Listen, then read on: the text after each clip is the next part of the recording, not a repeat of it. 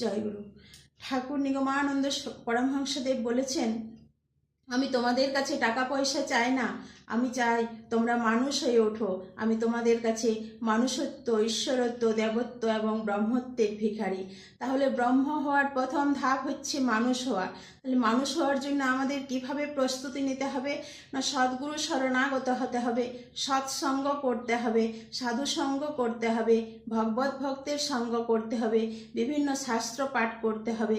এছাড়াও মানুষ হওয়ার জন্য ঠাকুর মহারাজ আমাদের কতগুলি গুণ অর্জনের কথা বলেছেন। সেগুলি হলো, আমাদের সরলতা অর্জন করতে হবে, ভক্তি অর্জন করতে হবে, বিশ্বাস অর্জন করতে হবে, আমাদের মন থেকে অহংকার দূর করতে হবে, অর্থাৎ অহংকারহীনতা অর্জন করতে হবে। এছাড়াও প্রকৃত মানুষ হয়ে ওঠার জন্য আমাদের প্রয়োজন ধৈর্য। এই গুণগুলি যদি আমরা অর্জন করতে পারি,